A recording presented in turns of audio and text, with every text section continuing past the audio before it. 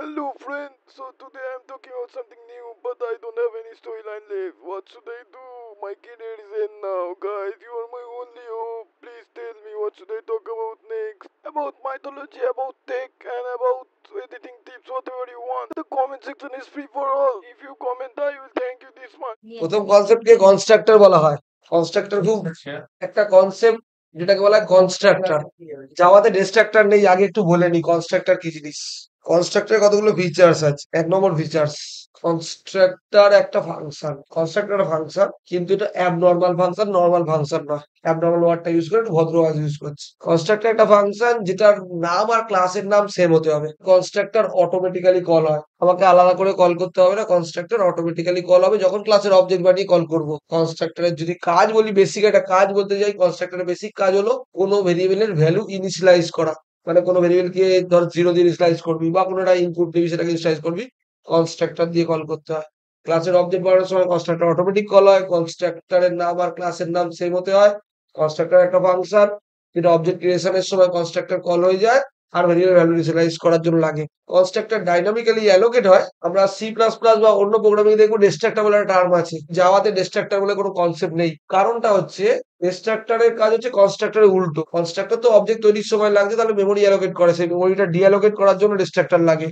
মানে হচ্ছে আমরা যেটা স্ক্যানারের ওবি বানাই, ওবি ডট ক্লোজ করি। ওবি ডট ক্লোজ কেন করি? যাতে মেমোরি যেটা নেওয়া হয়েছে সেই মেমোরিটা ক্লিয়ার হয়ে যায়, ক্রিয়েট করা মেমোরিটা ক্লিয়ার হয়ে যায়। এবার ডিস্ট্রাক্টর নেই কেন? জাভাতে গার্বেজ কালেক্টর বলে একটা কনসেপ্ট আছে। কারণ ও যখন দেখে 5 মিনিট ওয়েট করে, ম্যাক্সিমাম 5 মিনিটে দেখলো যে অবজেক্টটা ইউজ হচ্ছে না, যে অবজেক্টটা ইউজ হচ্ছে না সেই অবজেক্টটাকে অটো ক্লিন করে বেরিয়ে যায়। মানে অটোমেটিক্যালি সেই অবজেক্টটাকে র্যাম থেকে বা মেমোরি থেকে ক্লিয়ার করে নিয়ে যায় জাভা নিজে নিজেই, তোকে কিছু কোড লিখে করতে হবে না। এই জন্য জাভায় ডিস্ট্রাক্টর কনসেপ্টটা নেই।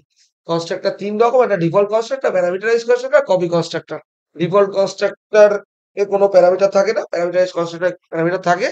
আর কপি কনস্ট্রাক্টর অন্য কাজ করে। যেরকম সি প্লাস প্লাস এ কপি কনস্ট্রাক্টর ছিল, এখানে একটু অন্যরকম। একটা প্রোগ্রামের মধ্যেই দুটো বোঝাবো, আর কপিটা একটু আলাদাভাবে বোঝাবো। একটু স্ট্যান্ডার্ড প্রোগ্রাম যদি করিস, যে কোনো নাম্বার চেকিং করবো কনস্ট্রাক্টর কনসেপ্ট ইউজ করে সাদা করবো। এটা করলি কি নাম দিবি বল? তার আর্মস্ট্রং নাম্বার করতে চাস তুই, আর্ম নামে সেভ করলি, আর্ম ডট জাভা নামে ফাইল সেভ করলি, ক্লাস আর্ম PSVM। এখানে এবার দেখবি আর একটা জিনিস বলা হয়নি, কনস্ট্রাক্টর পাবলিক হতেই হবে। কনস্ট্রাক্টরের কোনো রিটার্ন টাইপ থাকবে না। আমরা ফাংশন জানি ভয়েড টাইপ হয় বা রিটার্ন টাইপ হয়, কিছু বুলিয়ান টাইপ রিটার্ন করেছি, ইন্টিজার টাইপ রিটার্ন করেছি, ফাংশন রিটার্ন টাইপ স্ট্রিং টাইপও করেছি। কিন্তু কনস্ট্রাক্টর রিটার্ন হতে পারে না। কনস্ট্রাক্টর রিটার্ন টাইপ বলে কিছু হয় না, ভয়েডও হতে পারে না, কিছুই হতে পারে না। কনস্ট্রাক্টর রিটার্ন টাইপ হয় না, রিটার্ন টাইপ দেওয়া যাবে না, ভয়েডও দেওয়া যাবে না, এরা দুটো। কনস্ট্রাক্টর পাবলিকই হতে হবে। পাবলিক, প্রোটেক্টেড, প্রাইভেট আর ডিফল্ট, এই চারটে কনসেপ্ট প্যাকেজিং এ শিখে এসছিস, তাহলে পাবলিকই করতে হবে। আর ক্লাস নেম আর ফাংশন নেম সেম দিতে হবে।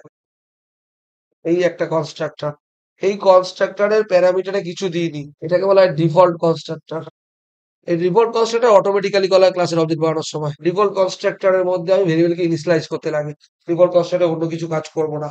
যদি অন্য কিছু কাজ করতে হয় ফাংশনের মধ্যে করবো, কিন্তু কনস্ট্রাক্টরের মধ্যে না। তাহলে আমি কি করছি? আমি কনস্ট্রাক্টর একটা ফাংশন, যেহেতু অদ্ভুত টাইপের ফাংশন, যেটা ক্লাস নেম আর ফাংশন নেম সেম, আমি সবকিছু পুরো প্রোগ্রামটাই ওর মধ্যে করে দিতে পারি, কিন্তু করবো না আমি। Import Java dot util dot scanner নিলাম। আমরা একভাবে ইনপুট তোলা শিখেছি, পরের ক্লাসে আরো আরেক রকম ইনপুট তোলা শিখবো।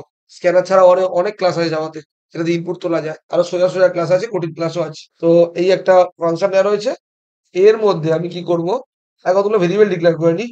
আমি আর্মস্ট্রং নাম্বার করবো, তাহলে ভেরিয়েবল পাবলিক লিখে নিই। যদিও এখানে ইনহেরিটেন্স এর গল্প নেই, পাবলিক না লিখলেও চলতো। ভেরিয়েবলকে ইন্ট লিখলাম, ধর ইনপুট তোলার জন্য এন নিলাম, এক্স এর মধ্যে সেটা স্টোর করে যাবো। ভেরিয়েবলটা তোলার জন্য রেম নিলাম, সাম করার জন্য এস নিলাম, এন গেল, নাম্বারের জন্য এক্স হচ্ছে সেটা স্টোর করবো। রিমাইন্ডার তোলার জন্য এটা একটা পি নিয়ে নে, পাও তোলার জন্য পাওয়ার করার জন্য, হয়েছে। এবার স্ক্যানারটাকে আগে প্রথমে যেটা করবি, আগে সবার আগে সরি, এটা কনস্ট্রাক্টর নিলে তখন আর এসি কস জিরো ওখানে করবো না, তখন এসি কস জিরো এখানে করবো। কনস্ট্রাক্টরের মধ্যে ইনিশিয়ালাইজ করতে হবে ভেরিয়েবলকে। এবার ভেরিয়েবল ইনিশিয়ালাইজ ওখানে করলে ভুল না, কিন্তু ভেরিয়েবলের কনস্ট্রাক্টরটাই ভেরিয়েবলের ইউটিলিটি হচ্ছে সমস্ত ভেরিয়েবলকে ইনিশিয়ালাইজ করা। এখানে স্ক্যানার অবজেক্ট বানালাম।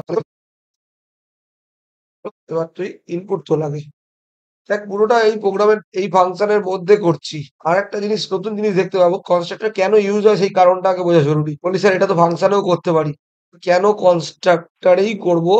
এর পিছনে কিছু কারণ আছে। এন্টার দ্য নাম্বার লিখে নাম্বারটা তুললাম, নাম্বারটা স্টোর করে নিলাম এর মধ্যে, ওবি ডট নেক্সট ইন করে, এই খেলা শেষ। এটা হচ্ছে গল্প, একটা ইনপুট তোলা হয়ে গেল। একটা মজার ব্যাপার দেখতে পারি সেখানে, সেটা হচ্ছে ক্লাসের অবজেক্ট বানালাম, ওবি হচ্ছে অবজেক্ট, তার একটু আলাদা স্কোপে আছে, ওবি ইউজ হবে। একটা জিনিস বলছি, একটা ক্লাসের অবজেক্ট তো এই জায়গাটাকে কনস্ট্রাক্টর কলিং বলে। অবজেক্ট ক্রিয়েশন আমার এই জায়গাটাই হচ্ছে ডিফল্ট কনস্ট্রাক্টর কলিং, এখান থেকে অটোমেটিক কল হচ্ছে। দুটো মেন অ্যাডভান্টেজ কনস্ট্রাক্টর তৈরি করার। একটা হচ্ছে ভেরিয়েবলকে ইনিশিয়ালাইজ বলি, সেটা তো ফাংশনের মধ্যে হতে পারে। তাহলে কেন কনস্ট্রাক্টর করলাম? ভেরিয়েবল, আমি ফাংশনকে এমনি ভেরিয়েবল ইনিশিয়ালাইজ করতে পারতাম, আমি এমনি ফাংশন করতে পারতাম। কনস্ট্রাক্টর কনসেপ্টটা কোথা দিয়ে এলো?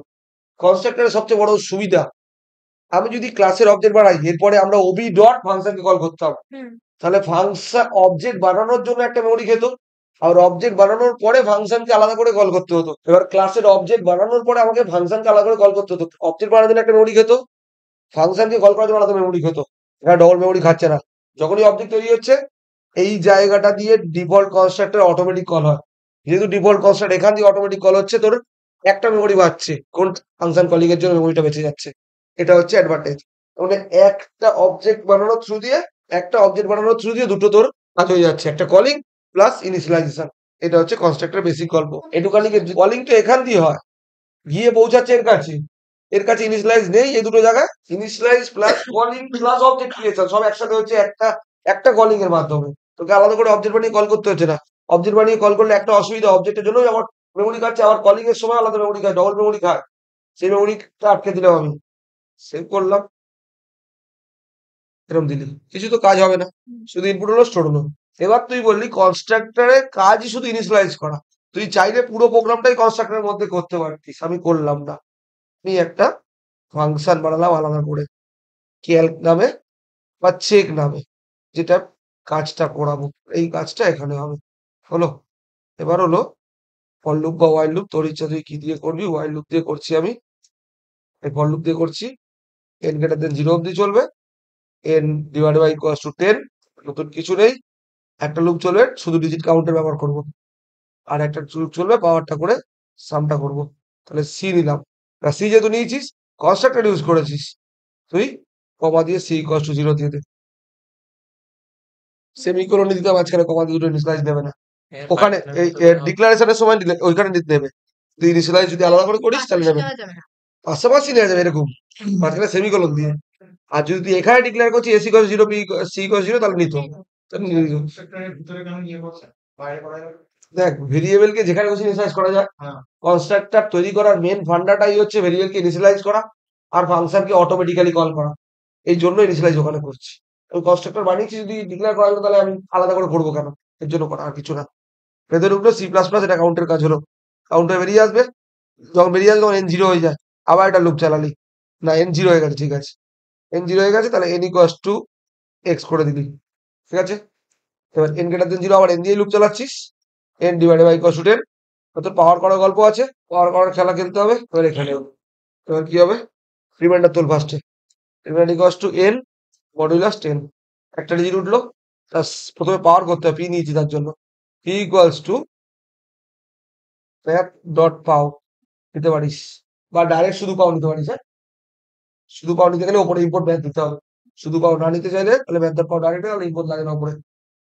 এখানে এন পাস, এন না রেম পাস হবে আর সি পাস হবে, আর যেহেতু কনস্ট্যান্ট থাকবে। আর এ রিটার্ন করে ডাবল, কিন্তু তোকে টাইপ কাস্ট করতে হবে ইন্টিজারে।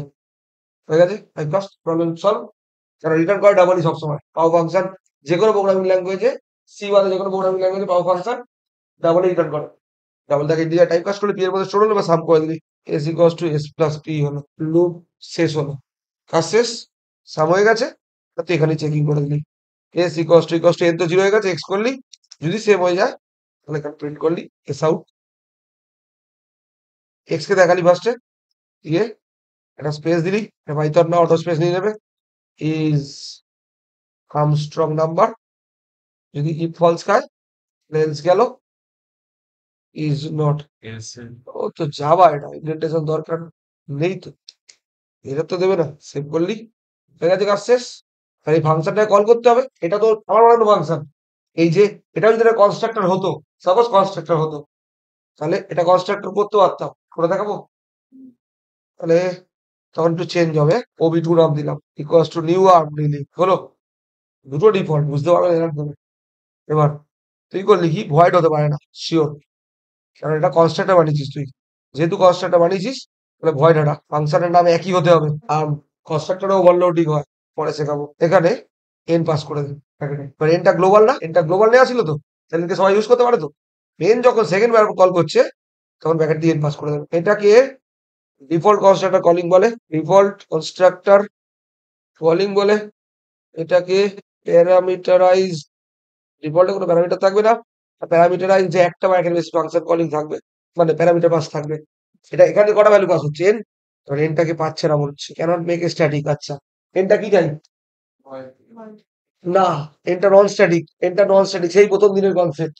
আর এই মেন কি স্ট্যাটিক, তাহলে কি করতে হবে, করা যেতে পারে যে কোনো একটা। অবির তুলে দিতে, তাহলে অবি তো উপরে আছে, অবজেক্ট তুলে কল করলাম, আর শেষ। তাহলে এবার প্যারামিটারাইজ কনস্ট্রাক্টর এটা, ওইটা ডিফল্ট কনস্ট্রাক্টর ছিল, এটা প্যারামিটারাইজ কনস্ট্রাক্টর হয়ে গেল। তো এই হলো প্যারামিটারাইজড কনস্ট্রাক্টর কলিং। তাহলে অবজেক্ট বানানো জরুরি ছিল, কারণ হচ্ছে মেনটা হচ্ছে নন স্ট্যাটিক ফাংশন, স্ট্যাটিক থেকে কল হতো না, হয়ে গেল কাজ শেষ। তাহলে ডিফল্ট কনস্ট্রাক্টর ওবিটু দিয়ে কল করতে পারতাম না, ওবিটু তৈরি হচ্ছে পরের লাইনে, ওবিটু দিয়ে কল করতে পারতাম, ওই লাইনে করে করবো। অবজেক্ট তৈরি হবে তখন অবজেক্টটাকে ইউজ করবো, অবজেক্ট তৈরি হচ্ছে আগের লাইনে, সেটাকে ইউজ করতে পারি। সেভ কর, দিয়ে রান কর। এবার তাহলে দেখ আরেকটা বড় অ্যাডভান্টেজ পেলাম, সেটা হচ্ছে মনে কর তুই নিলি 1634 আমস্ট্রং দেখাচ্ছে, তুই নিলি 407 আমস্ট্রং দেখাচ্ছে। এবার একটা অ্যাডভান্টেজ পেলাম কি দেখে নে, আমাকে কোনো ফাংশনকে আলাদা করে কল করতে হচ্ছে না। তাহলে দুটো অবজেক্ট কেন, একটা অবজেক্ট ক্রিয়েশন হচ্ছে ডিফল্টকে কল করার জন্য, আর একটা অবজেক্ট ক্রিয়েশন প্যারামিটারকে কল করার জন্য। কিন্তু তোকে আলাদা করে অবজেক্টের থ্রু দিয়ে ফাংশনকে কল করতে হচ্ছে না। ধর দুটো ফাংশন কলিং আসলো, দুটো মেমোরি আসলো। তার থেকে বড় কথা ফাংশনের মধ্যে সব ভেরিয়েবল ডিক্লারেশন থাকে, ওই ফাংশনের মধ্যে সব ভেরিয়েবল গুলো ডিক্লেয়ার হতো, তার জন্য মেমোরি লাগতো। সেই সেই মেমোরি স্পেসিংটা বেঁচে গেল। এইটা হচ্ছে কনস্ট্রাক্টরের একটা অ্যাডভান্টেজ। কপি কনস্ট্রাক্টর করবো এটার মধ্যে না, বুঝেছি এটা। পরেরটায় যাচ্ছি, যেখানে এটা ডিফল্ট থাকবে, প্যারামিটারাইজ থাকবে, আর কপিও থাকবে। কপি কনস্ট্রাক্টর যাওয়ার খুব মারাত্মক কনসেপ্ট, যেটাকে আমরা সি তে ইউজ করতাম, পয়েন্টার বলতাম। তাও সেটাই পয়েন্ট, জাভাতে পয়েন্টার হয় না। হুপস ল্যাঙ্গুয়েজে পয়েন্টার বলে কোনো কনসেপ্ট হয় না। পয়েন্টারের বদলেই অবজেক্ট এসে গেছে, অবজেক্টের মাধ্যমে সবকিছু অ্যাক্সেস করা যায়। কিন্তু পয়েন্টারের মাধ্যমে ভেরিয়েবলের অ্যাড্রেস অ্যাক্সেস করা যায়। একটা ভেরিয়েবল আমরা স্ট্রাকচার করেছিলাম, স্ট্রাকচারটাই ভেরিয়েবল বানালে কি হবে, স্ট্রাকচারের মধ্যে ভেরিয়েবলকে অ্যাক্সেস করা যায়। সেখানে যদি একটা অবজেক্ট বানিয়েছি, অবজেক্ট থ্রু দিয়ে সবকিছু অ্যাক্সেস হবে। এবার এখানে তুই করলি সেভ কর, আগে এটাকে কি নাম দিয়ে সেভ করি, পাবলিক। এবার আর এটা আসছে না, একটা আসে আর একটা আসে না। পাবলিক স্ট্যাটিক,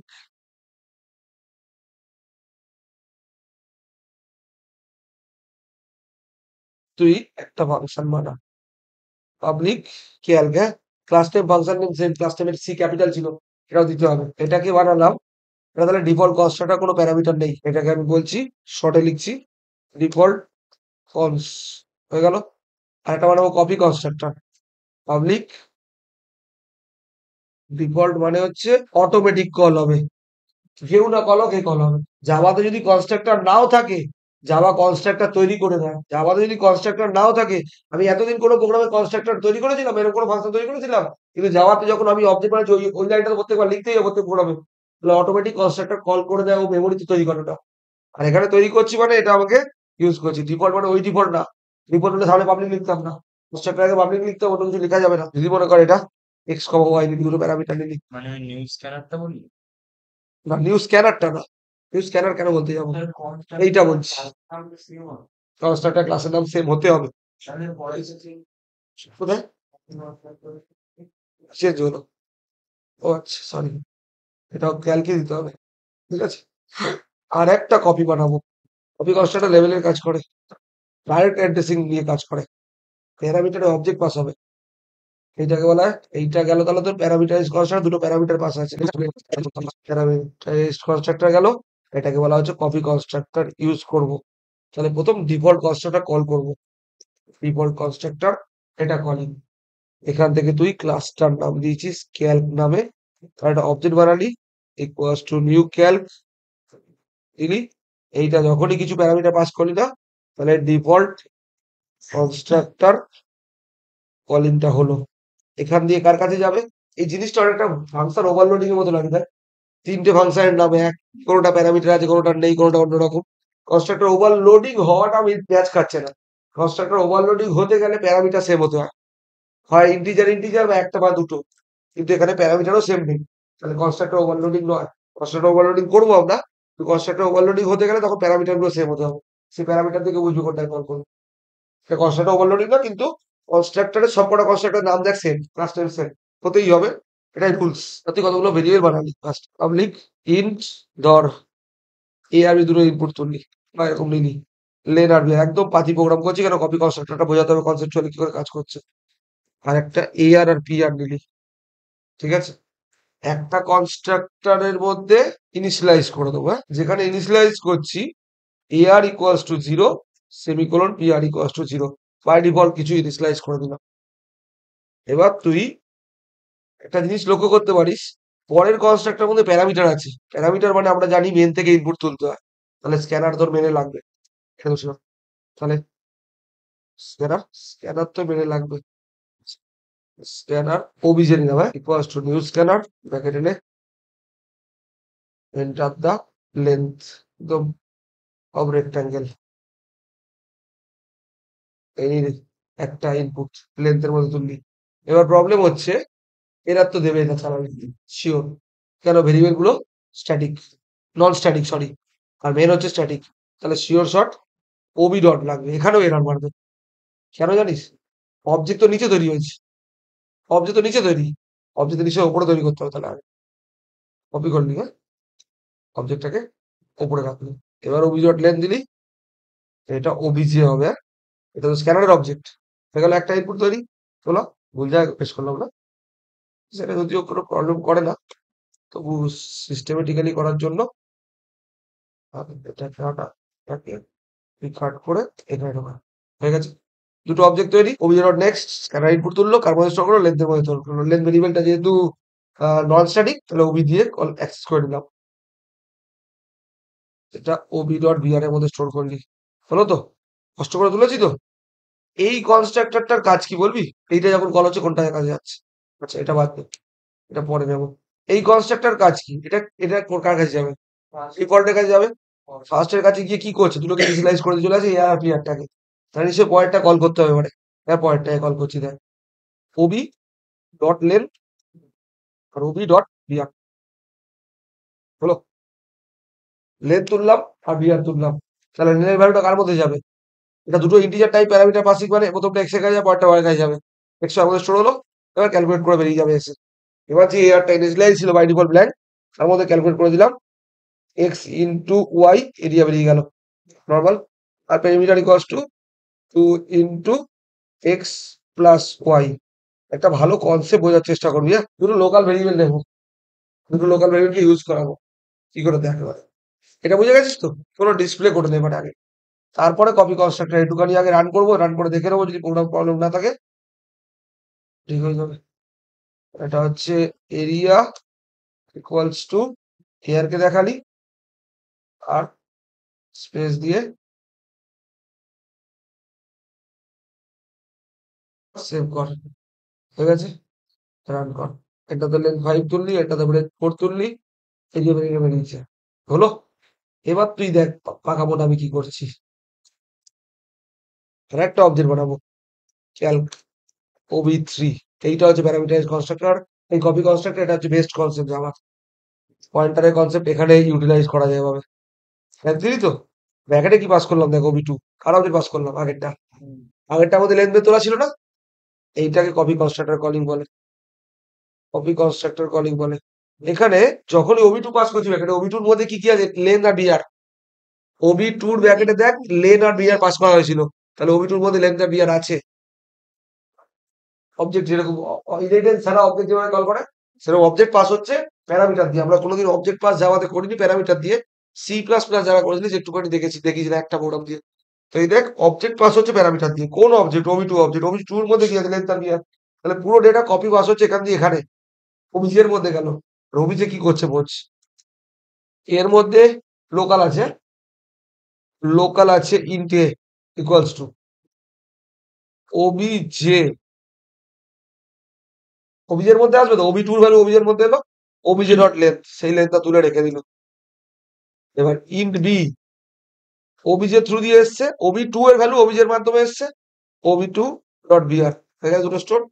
তুই ক্যালকুলেট কর, যা খুশি কর।